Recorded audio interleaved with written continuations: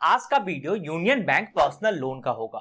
जो लोग सैलरीड हैं उनके लिए भी, जो सेल्फ एम्प्लॉयड हैं उनके लिए भी, जो नॉन एम्प्लॉयड हैं या फिर जो पेंशनर्स हैं उनके लिए भी आज का ये video union bank personal loan का होगा। इस वीडियो में हम देखेंगे कि यूनियन बैंक पर्सनल लोन किस किस लोगों को मिल सकता है, एलिजिबिलिटी क्राइटेरिया क्या है, क्या सैलरीड पर्सन को मिलेगा, सेल्फ एम्प्लॉयड को मिलेगा या फिर उनके लिए अलग कैटेगरी रखा गया है, तो वो कैटेगरी कौन सा है, पेंशनर्स का कौन सा कैटेगरी है।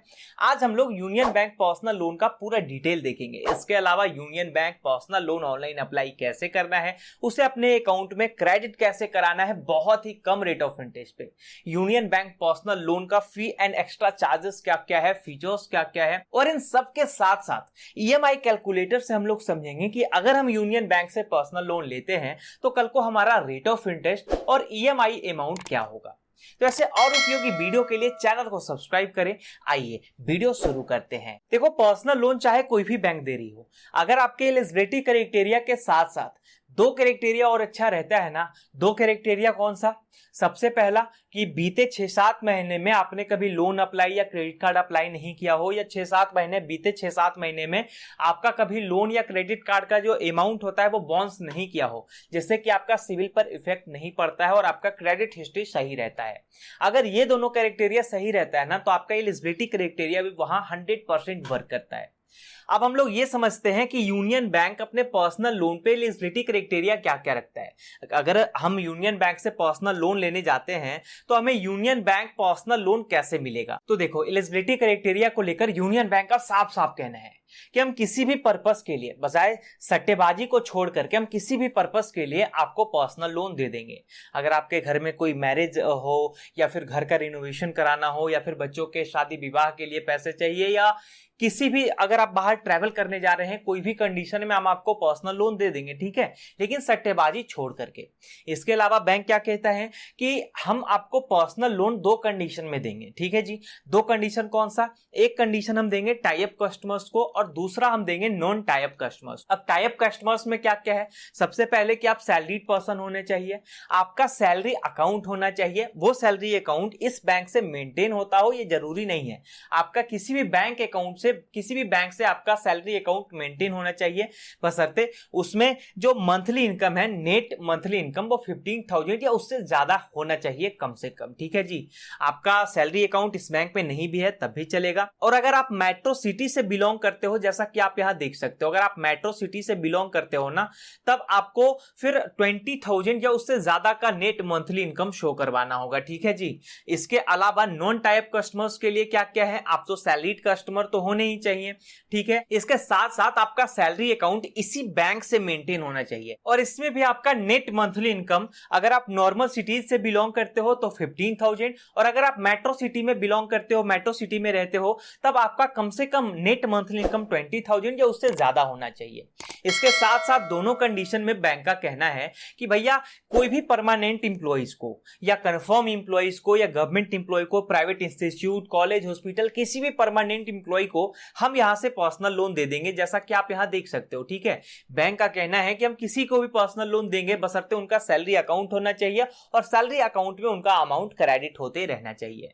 अब बात है कि लोन मिलेगा कितना। तो जब मिनिमम लोन अमाउंट की बात करें तो उस पर कोई लिमिट नहीं है, कम से कम आप कितना भी लोन अमाउंट ले सकते हो। अगर एक बार आप एलिजिबल हो जाते हो यूनियन बैंक पर्सनल लोन के लिए, तो कम से कम आप कितना भी अमाउंट ले सकते हो, लेकिन ज्यादा से ज्यादा टाई अप कस्टमर्स के लिए 15,000 का पर्सनल लोन मिल सकता है मैक्सिमम, और नॉन टाई अप कस्टमर्स के लिए अगर आप फर्स्ट टाइम बोरोवर हो तो 5 लाख का पर्सनल लोन ज्यादा से ज्यादा मिलेगा, और अगर आप एग्जिस्टिंग कस्टमर्स हो नॉन टाई अप स्कीम के लिए तो फिर आपको ज्यादा से ज्यादा 15 लाख तक का पर्सनल लोन मिल सकता है, ठीक है। इसके अलावा बात करें अगर आपके एज की, तो कम से कम 18 ईयर और ज्यादा से ज्यादा 60 ईयर्स तक होना चाहिए at a time of maturity. समय ऐसा चुनना है कि रिटायरमेंट तक सारे पैसों का रीपेमेंट कर देना है, ठीक है। अब अगर इन सारे कंडीशन को आप फॉलो कर लेते हो और इसके साथ साथ अगर आपका सिविल बेहतर रहता है, क्रेडिट हिस्ट्री बेहतर रहता है, तो फिर यूनियन बैंक पर्सनल लोन के लिए आप एलिजिबल हो जाओगे।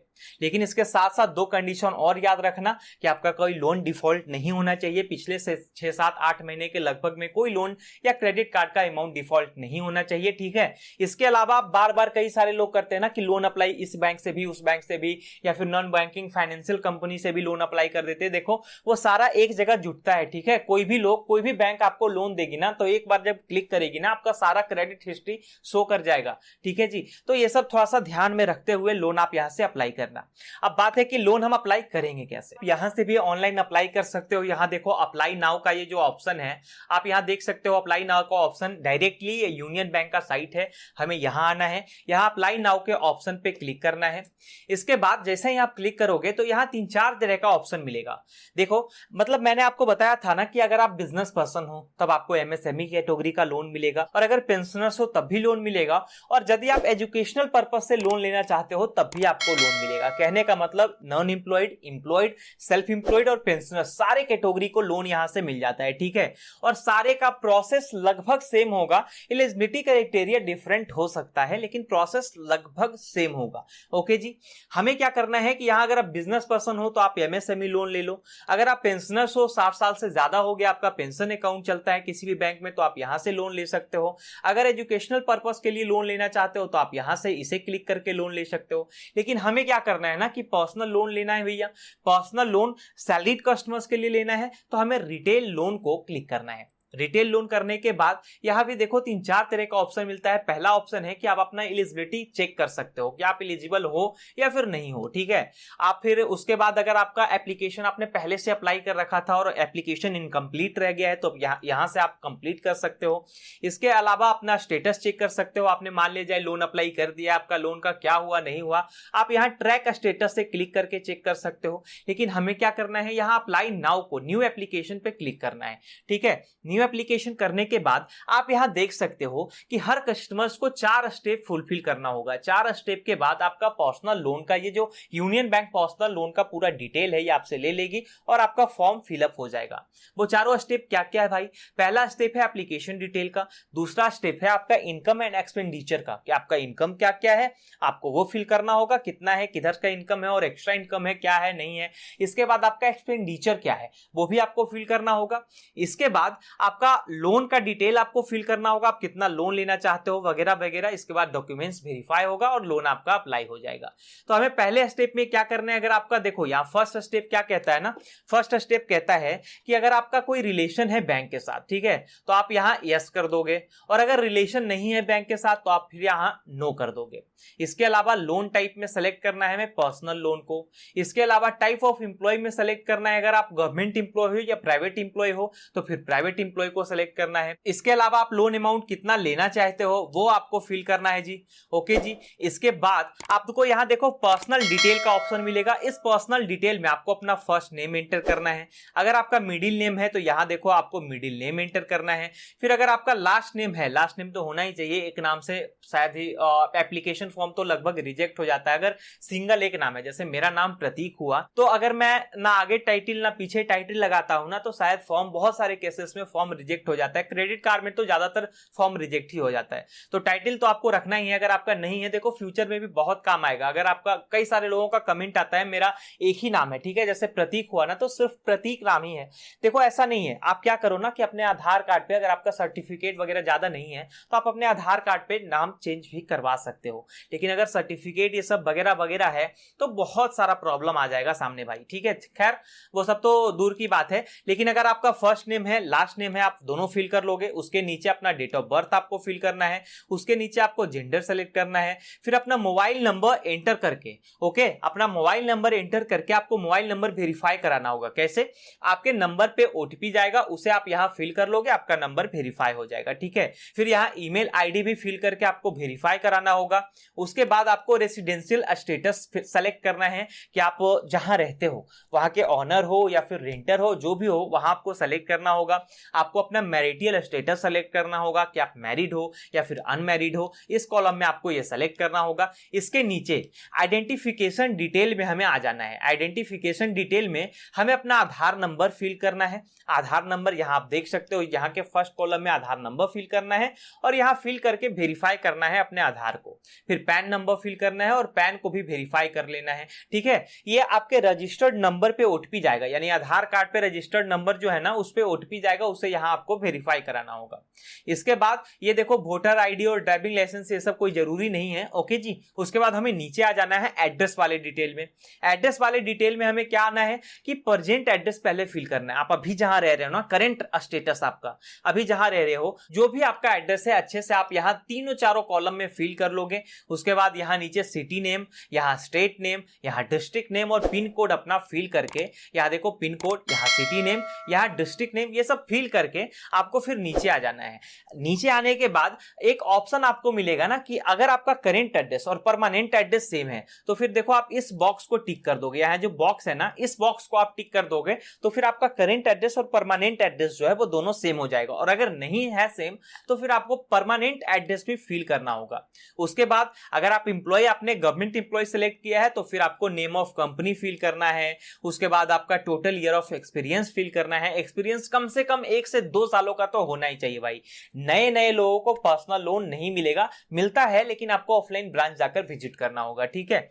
इसके बाद आपको ऑफिस का सारा एड्रेस यहां फिल करना होगा। आप जहां जाते हो ऑफिस, आप मान ले जाए आप टीचर हो तो आप जहां जाते हो उसका एड्रेस आपको फिल करना होगा। किस स्टेट में जाते हो, किस सिटी में हो, किस डिस्ट्रिक्ट में हो, पिन कोड आपका क्या है, ये सारा आपको फिल करना होगा, ठीक है। इसके बाद नीचे का ये जो ऑप्शन मिलता है वो प्रीफर्ड ब्रांच का ऑप्शन मिलता है। कहने का मतलब कि आपके नियर बाई, आपने जो भी पिन कोड फिल किया है ना, आपके नियर बाई जो भी ब्रांच होगा यूनियन बैंक का, उसका नाम यहां आपको शो करेगा, ठीक है। जितना ब्रांच होगा, 2 3 4 ब्रांच, जैसे पटना है, पटना में तो एक ब्रांच होगा नहीं, अलग अलग एरिया में अलग अलग रहता है, ब्रांच रहता है। दिल्ली है तो अलग अलग एरिया में अलग अलग ब्रांच रहता है, एक ब्रांच तो होने नहीं वाला, ठीक है। इस हिसाब से आप क्या करोगे ना कि बैंक नेम में आप सेलेक्ट कर लोगे आपके नियर बाई जो भी है, उसका स्टेट आप फिल कर दोगे, ठीक है। डिस्ट्रिक्ट सेलेक्ट कर लोगे और ब्रांच स्टेटस सेलेक्ट कर लोगे कि आपका ब्रांच किस एड्रेस पे है, ठीक है। इसके बाद हमें क्या करना है भाई, यहां सीधे सेव को क्लिक कर देना है और तब स्टार्ट होगा सेकेंड स्टेप, जिसमें यहां ITR का कॉपी अपलोड करना है। उसके नीचे सैलरीड अकाउंट वाला स्टेटमेंट के लिए आपको यहां सैलरी अकाउंट का स्टेटमेंट का ऑप्शन है, उसे क्लिक करके आप अपलोड कर लोगे। उसके लिए पहले अपने मोबाइल में, अगर मोबाइल से अप्लाई कर रहे हो तो मोबाइल में, या फिर अगर अपने सिस्टम से अप्लाई कर रहे हो तो सिस्टम में अपना स्टेटमेंट और ITR कॉपी सेव कर लेना है। उसके बाद आप अपलोड करोगे, आपके लिए आसान होगा, ठीक है। उसके बाद जॉब से मंथली इनकम कितना है वो इस कॉलम में लिख देना है जी। और जॉब के बाद अगर कोई दूसरा इनकम है आपके पास, अदर इनकम है, तो यहां अदर इनकम वाले कॉलम में फिल कर लेना है। और नहीं है तो सीधे सीधे आप यहां सेव को क्लिक कर लोगे। उसके बाद ओब्लाइजेशन के ऑप्शन में आपको अपना बैंक नेम फिल करना है, फिर कितना लोन अमाउंट है वो फिल करना है, और मंथली EMI कितना होगा वो भी फिल करना है। फिर अगर कोई एक्सपेंसेस है तो आप यहां मंथली कितना एक्सपेंस करते हो उसे आप यहां फिल कर सकते हो, ठीक है। और फिर आप यहां सेव को क्लिक कर लोगे।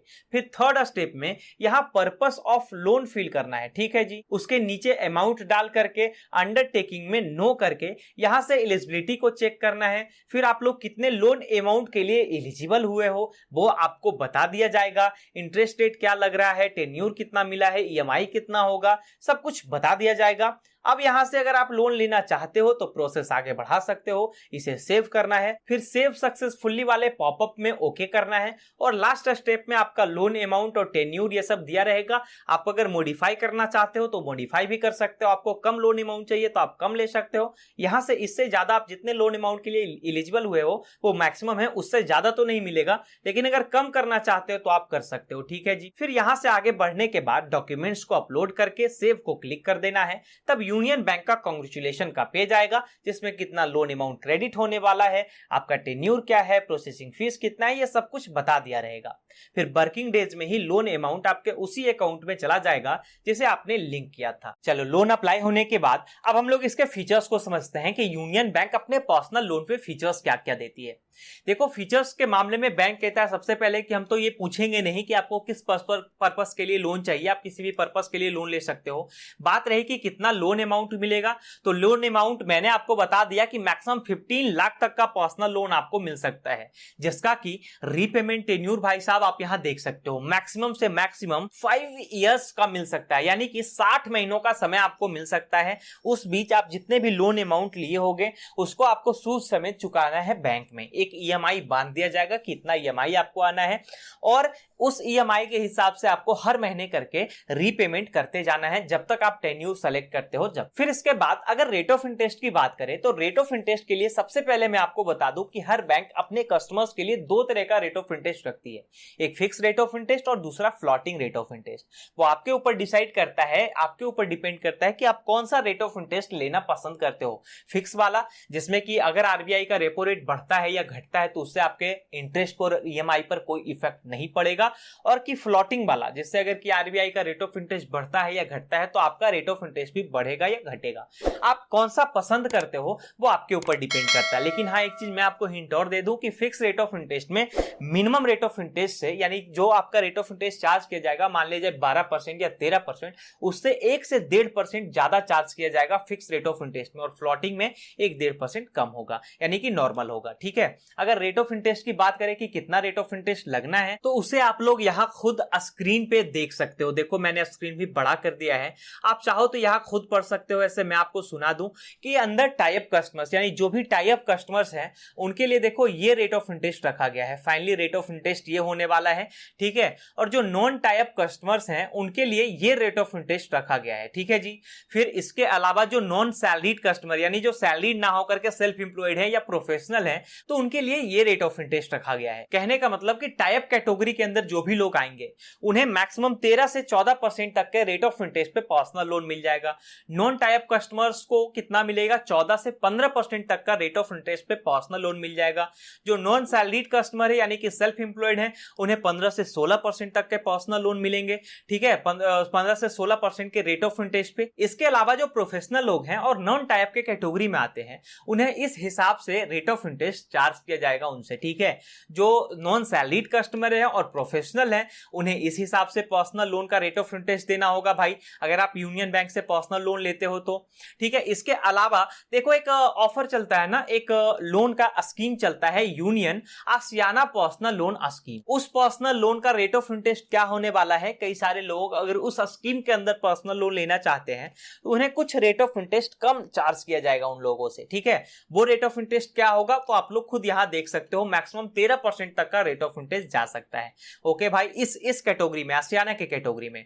अगर आप ओवरड्राफ्ट की फैसिलिटी लेते हो, देखो बैंक का, यूनियन बैंक अपने पर्सनल लोन पे एक और फीचर्स प्रोवाइड करती है अपने कस्टमर्स को कि ओवरड्राफ्ट की फैसिलिटी देती है। ओवरड्राफ्ट से कहने का मतलब कि अगर आप मान लिया जाए 5 लाख तक का पर्सनल लोन के लिए एलिजिबल होते हो और ले भी लेते हो, ठीक है, लेकिन अगर आपको जरूरत है 3 लाख अमाउंट खर्च करने की तो 2 लाख उस अकाउंट में ही रहने दो, लोन वाले अकाउंट में। उस 2 लाख पे ना आपका कोई भी रेट ऑफ इंटरेस्ट चार्ज नहीं किया जाएगा। आपका लोन आपके अकाउंट में आ गया है लेकिन चार्ज नहीं किया जाएगा रेट ऑफ इंटरेस्ट उस 2 लाख पे। जितना अमाउंट आपने खर्च किया ना, मान लीजिए 3 लाख आपने खर्च किया तो 3 लाख पे ही रेट ऑफ इंटरेस्ट लगेगा, ठीक है। तो ओवरड्राफ्ट का ये फैसिलिटी मिलता है, बहुत ही अच्छा, मैं इसे समझता हूं। ओके भाई, इसके अलावा अगर कोई विमेन यूनियन बैंक से पर्सनल लोन लेने आती है तो उन्हें एक्स्ट्रा कंसेशन भी दिया जाता है, जैसा कि आप यहां स्क्रीन पे भी देख सकते हो।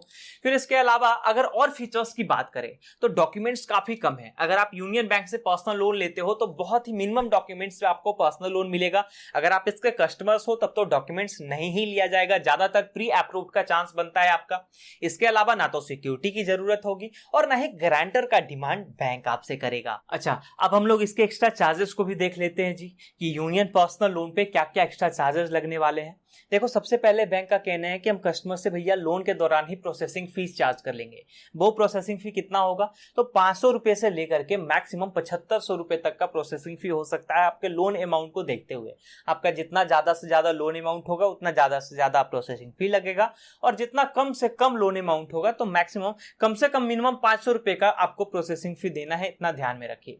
इसके अलावा अगर कोई वुमेन पर्सनल लोन लेने जाती है तो उनसे प्रोसेसिंग फीस नहीं लिया जाएगा। अगर कोई पेंशनर्स पर्सनल लोन लेने जाते हैं तो उन्हें मिनिमम से मिनिमम प्रोसेसिंग फी लगेगा बहुत ही कम, जितना मतलब एक नेगोशिएबल बराबर प्रोसेसिंग फी लगने वाला है, ठीक है।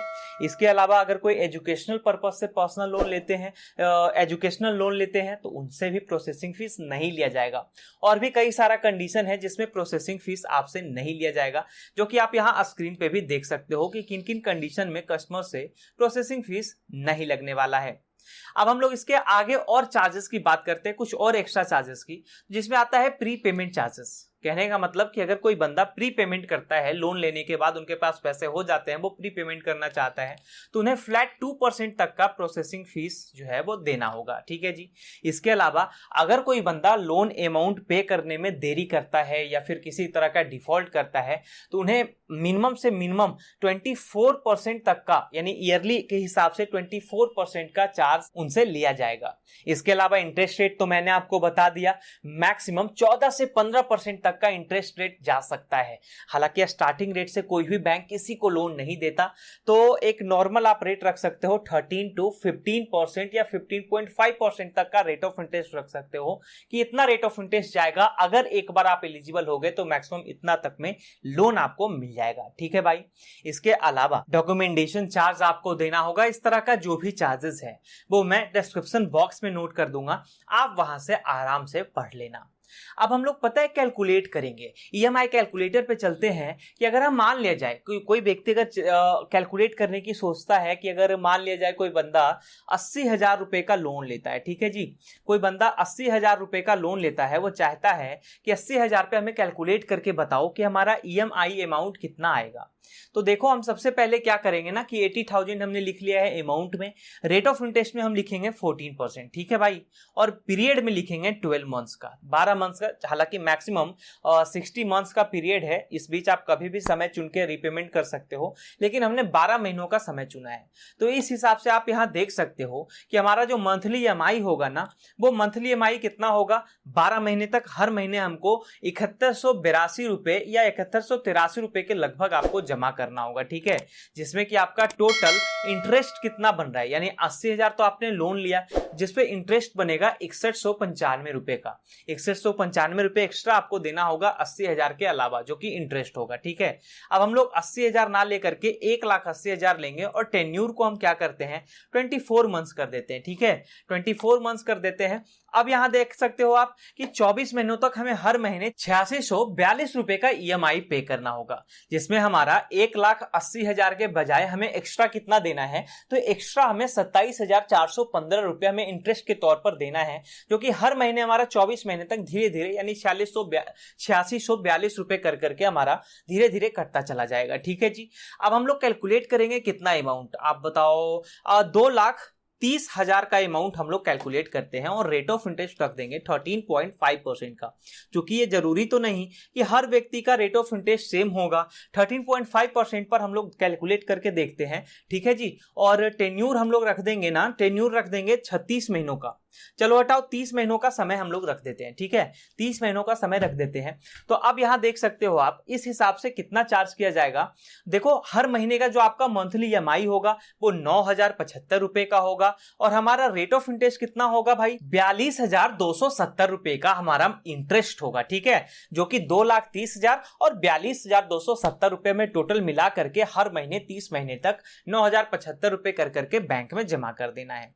अब हम लोग कैलकुलेट करते हैं एक दो अमाउंट और हम लोग कैलकुलेट करके देखेंगे 3,80,000 का, ठीक है, 3,80,000 का अमाउंट हम लोग कैलकुलेट करते हैं कि मान लिया जाए किसी व्यक्ति ने इतने का एलिजिबल हो गया, उन्होंने लेना चाहा, तो क्या करते हैं कि रेट ऑफ इंटरेस्ट भैया कर देंगे 14.2%। 14.2% का रेट ऑफ इंटरेस्ट हम लोग रखते हैं और टेन्यूर क्या रखेंगे भाई, टेन्यूर हालांकि मैक्सिमम 60 मंथ्स का है, लेकिन मैक्सिमम अभी नहीं रखते हैं, बस एक मैक्सिमम हम लोग रखते हैं 36 महीनों का, ठीक है। तो हमने 36 महीनों का समय ले लिया है, ठीक है, टेन्यूर ले लिया है, 36 नहीं हटाओ 42 महीनों का कर दो, यानी 42 मंथ्स का कर दो, ठीक है। 42 मंथ्स के हिसाब से अब हमारा देखो 14.2% पे कितना ईएमआई हमारा आएगा, तो 3,80,000 का जो हमारा ईएमआई आएगा वो 11,533 रुपए का आएगा, जहां हमारा 1,04,000 जहां हम लोगों का केवल इंटरेस्ट होगा, जहां केवल इंटरेस्ट 1,04,418 रुपए का होगा, यानी कि 3,80,000 तो हमने EMI लिया है, ठीक है, हमने जहां हमारा टोटल इंटरेस्ट होगा वो 1,04,418 रुपए का होगा। अगर आपको नहीं दिख रहा है मैं और बड़ा करके आपको दिखा देता हूं, ठीक है जी। 3,80,000 तो हमने लोन लिया है, लेकिन उसके बजाय हमें 1,04,418 रुपए और एक्स्ट्रा बैंक में देना होगा, ठीक है। और आपका मंथली EMI आएगा 11,533 रुपए। बस एक लास्ट अमाउंट लेकर के चलते हैं 6 लाख रुपए का। 6 लाख रुपए का अमाउंट हम लोग लेकर के चलेंगे, जिसका कि रेट ऑफ इंटरेस्ट रख देते हैं 14% पे और टेन्यूर रख देते हैं 60 मंथ्स का। चलो 6 लाख हटाओ, 6 लाख नहीं, हम लोग कर देते हैं 8 लाख रुपए का अमाउंट, ठीक है। 8 लाख रुपए का अमाउंट 14% के रेट से, अगर मैक्सिमम टेन्यूर हम लोग मैक्सिमम रखेंगे 60 मंथ्स का। अब हम लोग कैलकुलेट करते हैं, तो अब हमारा मंथली EMI होगा 18,614 रुपए का, और जिसमें हमारा इंटरेस्ट कितना होगा, यानी 8 लाख तो आपने लोन लिया, लेकिन 8 लाख के बजाय आपको 3,16,876 रुपए और एक्स्ट्रा बैंक में जमा करने हैं, यानी टोटल 8 लाख के बजाय आपको 11,16,876 रुपए बैंक में जमा करने हैं। 3,16,876 रुपए आपको एक्स्ट्रा देना होगा इंटरेस्ट के तौर पर, ठीक है। ये 60 महीनों तक आपका EMI चलेगा, 60 महीनों तक आपको भरना है। देखो अब आप हमें बताओ कि आपको कितने कितने अमाउंट का एग्जाम्पल डिटेल में आपको जानना है, या तो मैं वही कमेंट में आपको जवाब दे दूंगा, या फिर इसका लिंक मैं वीडियो के डिस्क्रिप्शन में दे दूंगा, जिससे आप लोग खुद कैलकुलेट कर सकते हो, या फिर उस पर एक सेपरेट वीडियो बना दिया जाएगा, जिससे समझना आपके लिए आसान हो जाएगा। तो ये पूरा डिटेल था दोस्तों यूनियन बैंक पर्सनल लोन का, जिसमें कि यूनियन बैंक पर्सनल लोन को सैलरीड पर्सन कैसे ले सकते हैं, नॉन सैलरीड पर्सन कैसे ले सकते हैं, प्रोफेशनल लोग कैसे ले सकते हैं, पेंशनर्स कैसे ले सकते हैं, उनका क्या रेट ऑफ इंटरेस्ट है, वुमेन का क्या रेट ऑफ इंटरेस्ट है, एजुकेशन लोन का क्या रेट ऑफ इंटरेस्ट है, हर डिटेल मैंने आपको बता दिया, ठीक है जी। अब क्या है ना, अगर फिर भी कोई सवाल हो या कोई प्रॉब्लम हो इस वीडियो से रिलेटेड, इस टॉपिक से रिलेटेड, तो आप हमसे कमेंट में पूछ सकते हो। चैनल को अब तक आपने सब्सक्राइब नहीं किया है, देर किस बात की, चैनल को सब्सक्राइब करें, और ये वीडियो उपयोगी लगे तो इसे लाइक भी जरूर करें।